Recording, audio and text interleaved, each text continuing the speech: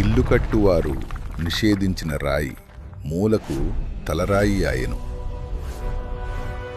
నరకం ఈ పదం వినగానే మనసులో ఏమొస్తుంది? మండుతున్న అగ్ని, అంతం లేని హింస ఇలాంటివే కదా?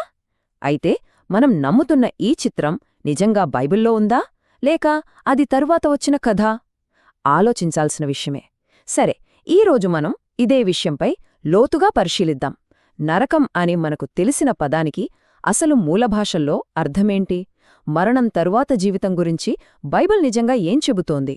ఈ ప్రయాణం మనల్ని ఆశ్చర్యపరిచే కొన్ని నిజాల వైపు తీసుకెళ్లబోతోంది. అవును, మనలో చాలామందికి నరకమంటే ఇదే. అంతం లేని మంటలు, ఆగని శిక్ష, ఆత్మలు శాశ్వతంగా బాధపడే ఓ భయంకరమైన ప్రదేశం. ఈ ఆలోచన మన సంస్కృతిలో, మనం వినే కథల్లో, చూసే కళలో ఎంతగానో పాతుకుపోయింది.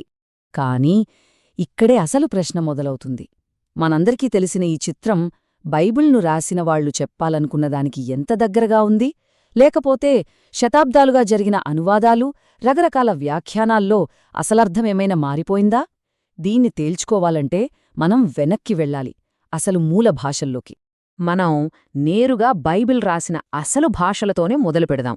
చూడండి, మనం నరకం అని ఒకే మాట వాడతాం, కాని దాని వెనుక హీబ్రూ, గ్రీకు భాషల్లో 4 వేర్వేరు పదాలున్నాయి. ఆశ్చర్యమేంటంటే ప్రతి పదానికి ఒక ప్రత్యేకమైన అర్థముంది. అవేంటో ఇప్పుడు చూద్దాం. మొదటిది షియోల్. ఇది పాత నిబంధనలో కనిపిస్తుంది. దీని అర్థం మనం అనుకునే హింసించే ప్రదేశం కాదు. సింపుల్గా చెప్పాలంటే సమాధి, లేదా చనిపోయిన వాళ్లందరూ మెళ్లే మృతుల లోకం. ఇక్కడ మంచివాళ్లు, చెడ్డవాళ్లు అనే తేడా లేదు, అందరికీ ఇదే. ఇది యాక్టివ్గా ఉండే చోటు కాదు, పూర్తి నిశ్శబ్దంగా ఉండే ప్రదేశం. ఇక రెండవది హెడీస్. ఇది కొత్త నిబంధనలో షియోల్కు సమానమైన గ్రీకు పదం. ఇది కూడా చనిపోయిన వాళ్లు తాత్కాలికంగా ఉండే ఒక స్థితే. ఇక్కడ మనం గమనించాల్సిన ముఖ్యమైన పాయింట్ ఏంటంటే, ఇది శాశ్వతమైన శిక్షాస్థలం కాదు. ఎందుకంటే బైబిలే స్వయంగా చెప్తోంది, ఒకానొక రోజు మరణం, హెడీస్ రెండూ అగ్నిగుండంలో పడవేయబడతాయి.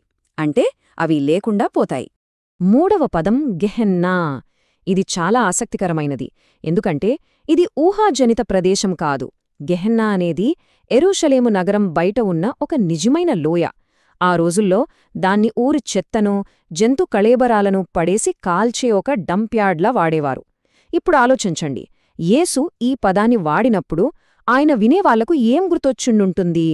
శాశ్వత హింస, లేక పూర్తిగా కాలిపోయి బూడిదైపోయే ఒక నాశనమా?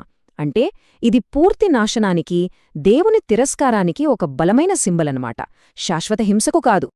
చివరిగా టార్టరస్. ఈ పదం మొత్తం బైబిల్లో ఒకే ఒక్కసారి వస్తుంది. అది కూడా తిరుగుబాటు చేసిన దేవదూతలను తీర్పు రోజు వరకు బంధించి ఉంచే ఒక అగాధాన్ని ఇది సూచిస్తుంది. సరే, ఇప్పుడు ఈ 4 కలిపి చూద్దాం. పక్కపక్కన పెడితే ఒక విషయం చాలా స్పష్టంగా కనిపిస్తుంది. షియోల్, హేడీస్ రెండూ సమాధిని సూచిస్తాయి, చనిపోయిన వాళ్లందరూ ఉండే ఒక తాత్కాలిక స్థితి. గెహెన్నా శాశ్వత హింస కాదు, కంప్లీట్ ఫైనల్ డిస్ట్రక్షన్, అంటే పూర్తి నాశనానికి గుర్తు. ఇక టార్టరస్, అది కేవలం తిరుగుబాటు చేసిన దేవదూతల కోసం. సో ఇక్కడ మనం గ్రహించాల్సిన అసలు పాయింట్ ఏంటి? ఈ మూల పదాల్లో ఏ ఒక్కటి కూడా మనుషులను శాశ్వతంగా స్పృహతో హింసించే ప్రదేశాన్ని వర్ణించడం లేదు. మరి ఈ పదాల అర్థం మనమనుకుంటున్న నరకం కాకపోతే అసలు ఒక మనిషి చనిపోయినప్పుడు ఏం జరుగుతుందని పాత నిబంధన రచయితలు నమ్మారు? వాళ్లు మరణాన్ని ఎలా వర్ణించారో ఇప్పుడు చూద్దాం. స్పృహతో కూడిన హింసకు బదులుగా బైబిల్ మళ్లీ మళ్లీ మరణాన్ని వర్ణించడానికి ఒక సింపుల్ కాని చాలా శక్తివంతమైన రూపకాన్ని వాడుతుంది. అదే స్పృహలేని నిద్ర. ఇది యాక్టివ్గా ఉండే స్థితి కాదు, భవిష్యత్తులో మేల్కొనే వరకు ఉనికి పూర్తిగా ఆగిపోయే ఒక పరిస్థితి. చూడండి, ప్రసంగి గ్రంథంలోని ఈ మాట ఎంత స్పష్టంగా ఉందో. చనిపోయిన వాళ్లకు ఏమీ తెలియదు, వాళ్ల ప్రేమ, ద్వేషం, అసూయ అన్నీ సమాప్తమైపోయాయి. అంటే వాళ్లు స్పృహలో లేరన్నమాట. బైబిల్ చెప్పేదానికి మనం సాధారణంగా నమ్మేదానికి మధ్య తేడా చాలా స్పష్టంగా ఉంది. ఒకవైపు బైబిల్ మరణాన్ని ఒక నిశ్శబ్దమైన నిద్రగా, మట్టిలో కలిసిపోవడంగా, ఆలోచనలు ఆగిపోయే స్థితిగా చూపిస్తోంది. మరోవైపు పాపులర్ బిలీఫ్ ఏంటి? ఆత్మ వెంటనే శరీరాన్ని వదిలి స్వర్గానికో నరకానికో స్పృహతో వెళ్ళిపోతుంది అని. ఈ రెండు అభిప్రాయాలు ఒకదానికొకటి పూర్తి భిన్నమైనవి కదా. సరే, ఇక్కడే చాలామందికి ఒక ప్రశ్న వస్తోంది. మరి లూకాసు వార్తలో ధనవంతుడు లాజరు కథ ఉంది కదా, అందులో ధనవంతుడు అగ్నిజ్వాలల్లో బాధపడుతున్నట్లు ఉంటుంది. అది నరకానికి నిదర్శనం కాదా? దీని సంగతేంటి?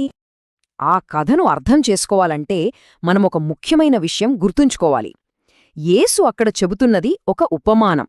అంటే మరణం తర్వాత ఎలా ఉంటుందో చూపించే మ్యాప్ కాదు, ఒక నైతిక పాఠం చెప్పడానికి ఉద్దేశించిన ఒక సింబాలిక్ స్టోరీ అన్నమాట.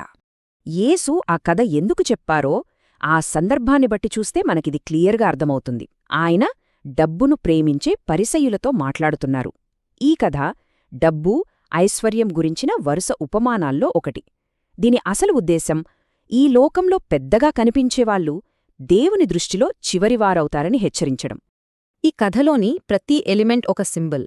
ధనవంతుడు అంటే అహంకారంతో ఉన్న మతనాయకులు, లాజరు అంటే లోకంలో నిర్లక్ష్యం చేయబడిన పేదవాళ్లు, అబ్రహాము రొమ్ము అనేది ఏదో ఒక ప్లేస్ కాదు, దేవుని అనుగ్రహానికి అది ఒక గుర్తు.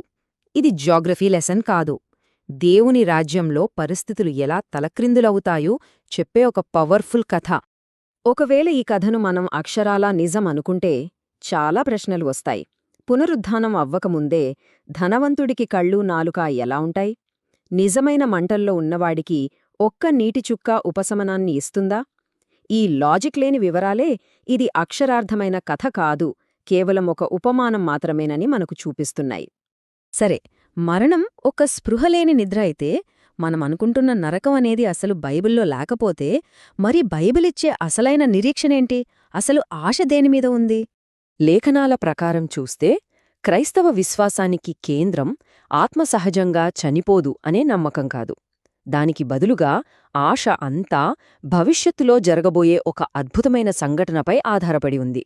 అదే శరీరం యొక్క పునరుద్ధానం. చూడండి, బైబిల్ దృష్టి అంతా శరీరం యొక్క పునరుత్థానంపై ఉంది.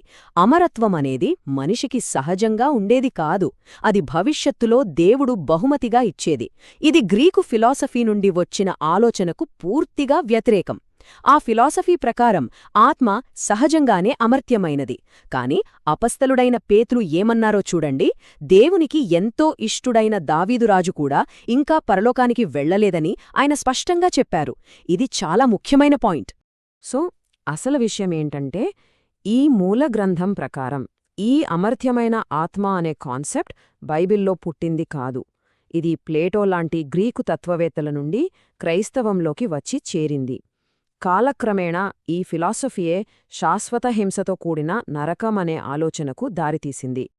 కాబట్టి ఈ మొత్తం విశ్లేషణ నుండి మనం 3 ముఖ్యమైన విషయాలు గుర్తించుకోవాలి.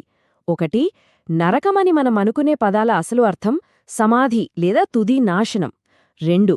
మరణమనేది స్పృహలేని నిద్ర. 3. బైబిలిచ్చే అసలైన నిరీక్షణ ఆత్మ వెంటనే ఎక్కడుకా వెళ్ళిపోవడం కాదు, భవిష్యత్తులో జరగబోయే పునరుత్థానం. చివరిగా ఒక్క ప్రశ్న.